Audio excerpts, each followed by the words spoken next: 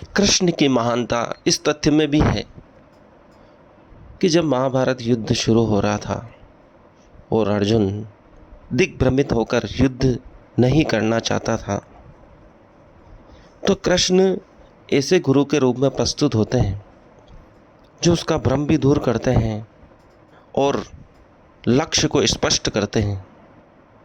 जीवन में ऐसे गुरु का या आत्मदर्शन का होना आवश्यक है जो आपके लक्ष्य को निश्चित कर सकें, जो अपने लक्ष्य से दाएं बाएं न भटकें। गीता सुनाकर अर्जुन के लक्ष्य को जिस तरह कृष्ण ने स्पष्ट किया कि यही तुम्हारा लक्ष्य है, कौरवों का नाश करना है, ये अधर्म की तरफ है, फिर उसके मन में कोई भ्रम न रहा। अर्जुन निर्भ्रम होकर युद्ध करता रहा और विजय को प्राप्त हुआ। परंतु कौरवों के साथ ऐसा कोई गुरु नहीं था। वे भ्रमित थे।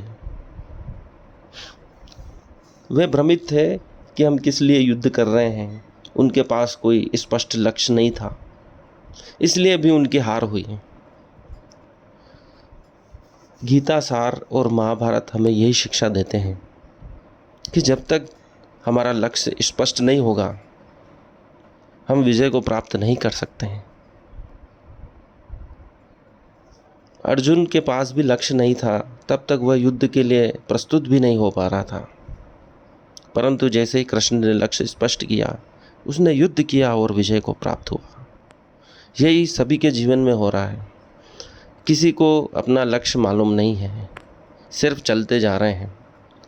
इसी कारण विजय प्राप्त नहीं होती है। संपूर्ण जीवन दिग्भ्रमित होकर निकल जाता है।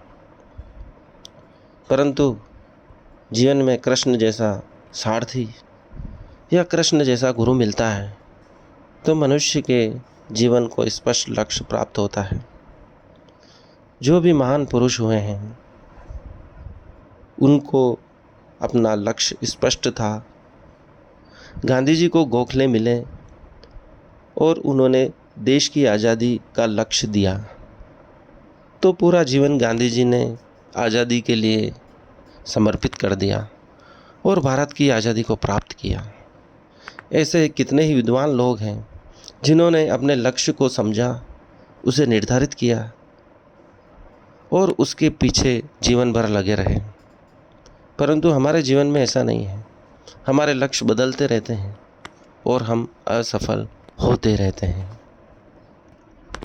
यही जीवन की दुविधा है और यही असफलता या सफलता का रहस्य है। सबसे पहले हमें लक्ष्य निर्धारित करना होगा और उस लक्ष्य पर विश्वास करना होगा कि यही हमारे लिए परम आवश्यक है। अगर लक्ष्य नहीं है तो उसे ढूंढें, उसे निर्धारित करें, उसे जीवन मरण का प्रश्न बना लें, क्योंकि कोई तो ऐसी चीज़ है जिसे आप प्राप्त करना चाहते हैं। दूसरों के कहने पर मत जाइए। जो आपके अंदर की महत्वाकांक्षा है, उसे ढूंढिए, उसे लक्ष्य में बदलिए और फिर उसे प्राप्त कीजिए। यही कृष्ण का गुरु होना है। सबके जीवन में कृष्ण जैसा गुरु होना आवश्यक है।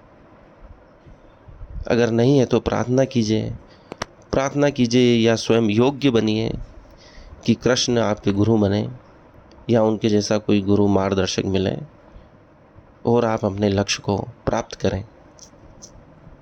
धन्यवाद।